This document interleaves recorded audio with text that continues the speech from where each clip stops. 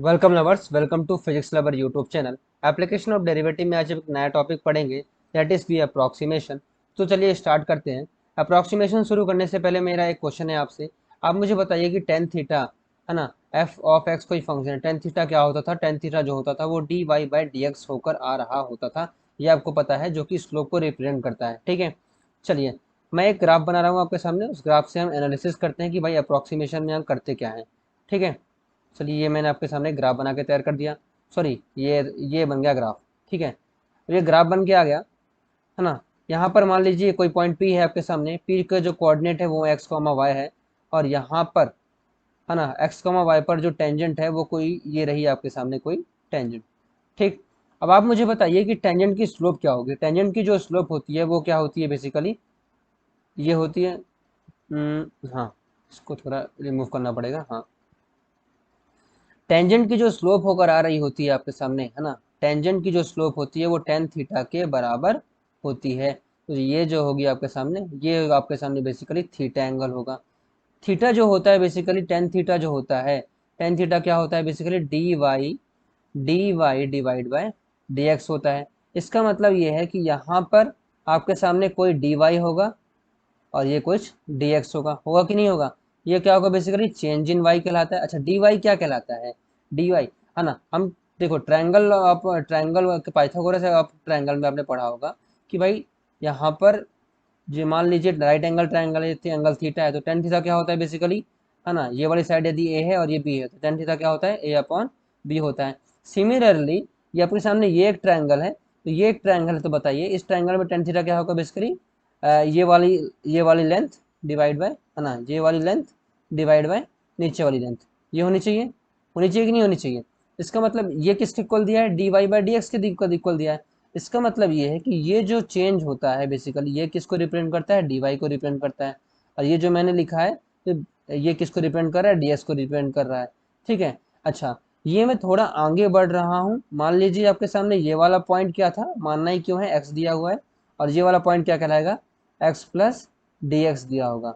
ठीक है, अच्छा, चेंज अप्रोक्सीमेशन में क्या होता है कि जो चेंज इन एक्स होता है ना, चेंज इन एक्स होता है, उसे हम क्या लिखते हैं? dx डेल्टा एक्स के इक्वल लिखते हैं।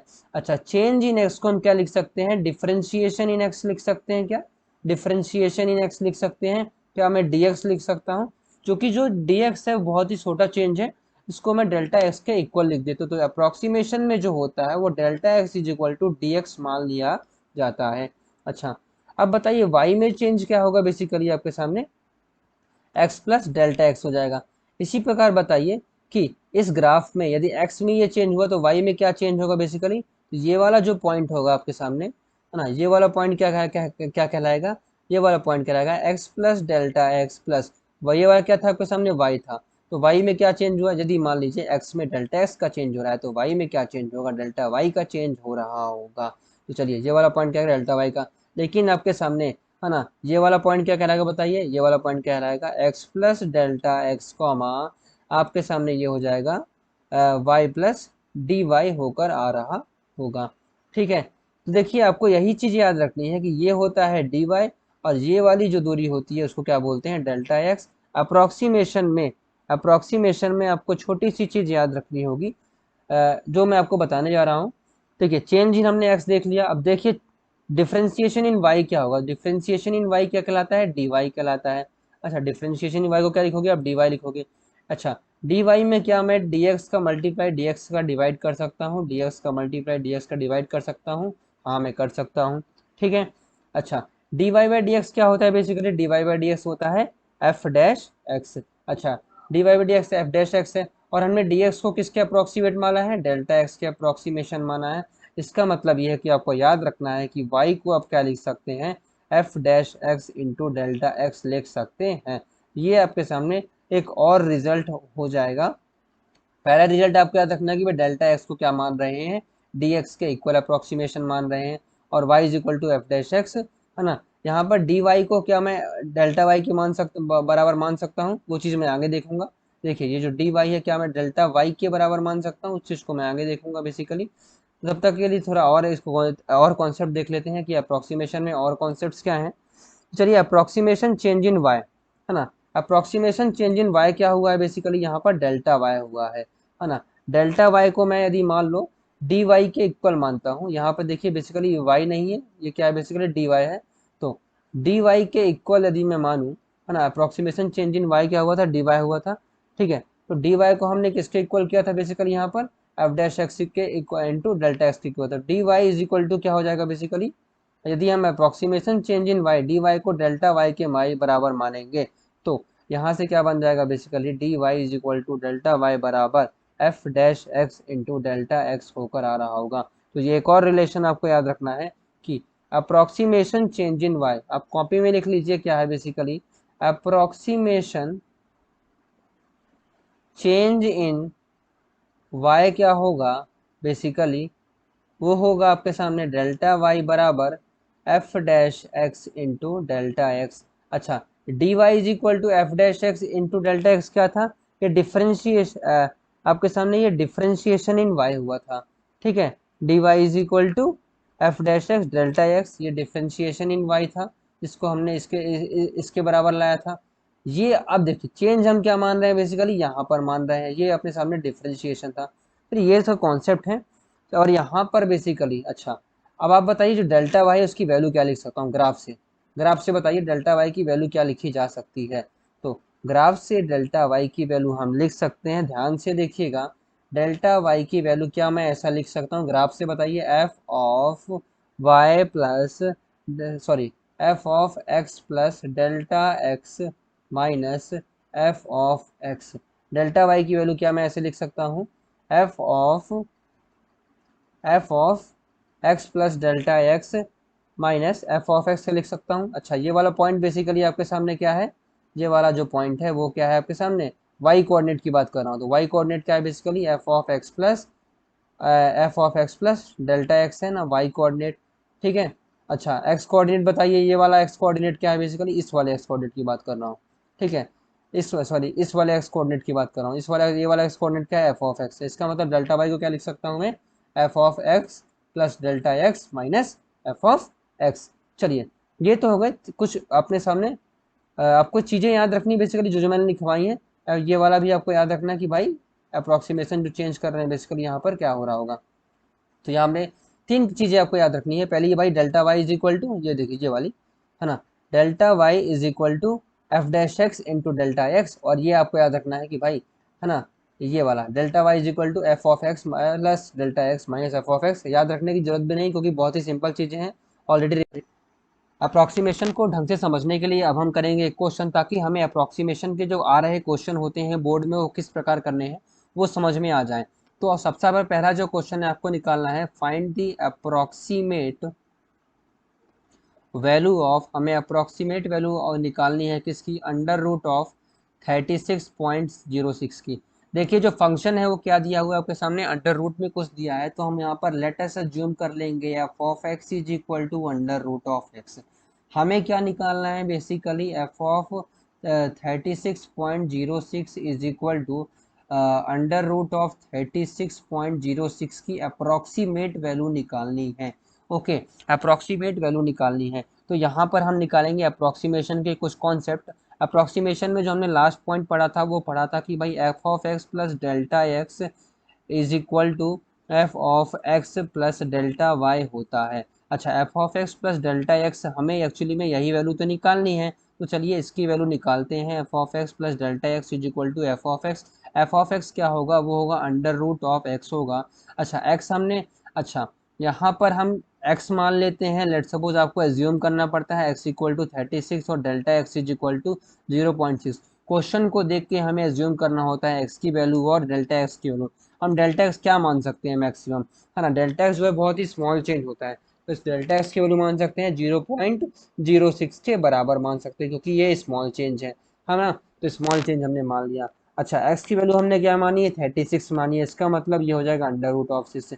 अच्छा, अब हमें क्या करना है भाई, डेल्टा वाई बताना है। डेल्टा वाई इक्वल टू, अभी हमने सबसे पहले पढ़ा था कि भाई delta y is equal to होता है f dash x into delta x. ये हम पढ़ चुके हैं। इसका मतलब ये है कि एफ ऑफ एक्स क्या दिया है, under root of x. Under root of x का डिफ्रेंशिएशन क्या होता है, 1/2, है ना, 1/2 नीचे रूट एक्स। ये आपको डिफ्रेंशिएशन निकालना आना चाहिए, कोई बहुत बड़ा चीज़ मैंने नहीं कर लिया, डिफ्रेंशिएशन पता होना चाहिए। मल्टीप्लाई में क्या करना है आपको, डेल्टा एक्स करना है, चेंज इन एक्स करना है। डेल्टा एक्स क्या माना है हमने, 0.06 माना है, तो चलिए रख दो वैल्यू। ये आपके सामने क्या हो जाएगा, 6 प्लस 1/2 इंटू, अच्छा रूट एक्स की वैल्यू क्या है, बेसिकली रूट एक्स जो है वो 6 है, मल्टीप्लाइड में क्या है आपके सामने 0.06 है, ठीक। ये मल्टीप्लाइड में हमने क्या कर दिया, 0.06 कर दिया।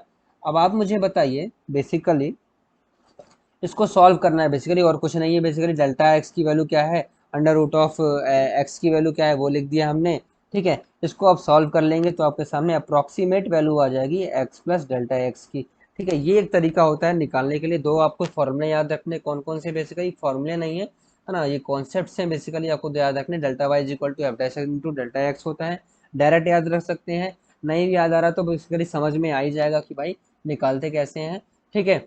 अब आप बताइए, और दूसरा आपको मैंने क्या याद रखने को बोला है भाई, डेल्टा वाइज, अच्छा ये पहला ही हो गया। दूसरा क्या है भाई, f of x plus delta x minus f of x is equal to delta y. चलिए ये होगा एक क्वेश्चन इन द अप्रोक्सीमेशन। एक और क्वेश्चन की ओर बढ़ते हैं आपके सामने अप्रोक्सीमेशन में। चलिए नेक्स्ट क्वेश्चन आपके सामने बेसिकली क्या है देखते हैं। नेक्स्ट क्वेश्चन है आपके सामने, find the approximate value of F of, हमें क्या निकालना है यहाँ पर, है ना, एफ ऑफ क्वेश्चन, ठीक है ये दे देता हूँ आपको, ठीक है ये दे देता हूँ, एफ ऑफ 3.02, है ना। इसकी अप्रोक्सीमेट वैल्यू निकालनी है, जहां पर एफ ऑफ एक्स किस तरह डिफाइन है आपके सामने, 3x² plus 5x plus 3। Question फिर से सुन लीजिए क्या है, find approximate value of F of 3.02, है ना। तो जहां पर एफ ऑफ एक्स क्या है ये, है ना। तो बेसिकली बहुत ही सिंपल है, हमें क्या करना है बेसिकली अप्रोक्सीमेशन करना है ना। हमें क्या दिया है बेसिकली 3.02 दिया है, तो यहाँ पर मान लीजिए x इक्वल टू क्या है 3, और मान लीजिए भाई delta x is equal to क्या है 0.2। हमें क्या निकालना है, एफ ऑफ, हमें क्या निकालना है 3.02 की वैल्यू निकालनी है, अप्रोक्सीमेट वैल्यू। एक्स मतलब हमें क्या निकालना है 3 प्लस 0.2 की वैल्यू निकालनी है, मतलब हमें क्या निकालना है एक्स प्लस डेल्टा एक्स की वैल्यू निकालना है। अच्छा, f of x plus delta x क्या होता है, वो होता है basically f of x plus delta y होता है। अच्छा एफ ऑफ एक्स क्या होगा बेसिकली, अच्छा x इक्वल टू हमने क्या माना है 3 माना है, तो देखिए एफ ऑफ एक्स रख दीजिए यहाँ पर। एफ ऑफ एक्स क्या हो जाएगा, 3 ऑफ 3 का square plus 5 multiplied by 3 plus 13, अच्छा हो गया, ठीक है, into delta y. Delta y क्या होता है basically f dash x multiplied by delta x. अच्छा आपके सामने एफ ऑफ एक्स क्या दिया है बेसिकली, एफ ऑफ एक्स दिया हुआ है 3x² प्लस 5x प्लस 13, तो यहाँ से f dash x equal to क्या आएगा आपके सामने 6x प्लस 5। तो चलिए रख दीजिए, यहाँ से क्या हो जाएगा बेसिकली 3 ऑफ 3 का square nothing but 27 plus 15 plus 13। F dash x क्या होता है, एफ डैश एक्स होता है 6x प्लस 5, ठीक है। F dash x into, F dash x into delta x. अच्छा डेल्टा एक्स क्या है बेसिकली, डेल्टा एक्स जो है, डेल्टा एक्स क्या है आपके सामने, वैल्यू क्या बताइए 0.02, ठीक है 0.02 जो है वो डेल्टा एक्स की वैल्यू है, वो रख दीजिए। यहाँ पर एक्स की वैल्यू क्या रख देंगे आप बेसिकली 3 रख दीजिए, क्योंकि हमें एक्स की वैल्यू क्या दी है 3 हमने मानी है। तो जब हम ऐसा रख देंगे तो फाइनली आपके सामने F of x plus delta x की वैल्यू आ रही होगी, तो किसके बराबर आ रही होगी 45.46 की वैल्यू आ रही होगी, approximate value of delta x. देखिए बहुत ही सिंपल है ना। एक और क्वेश्चन कर लेते हैं तो, ठीक है इसमें। तो अब अगला क्वेश्चन आपके सामने दिया है, उसको आप लिख लीजिए अपने कॉपी में, शायद लिख सकते हैं। हमें क्या निकालना है, फाइंड अप्रोक्सीमेट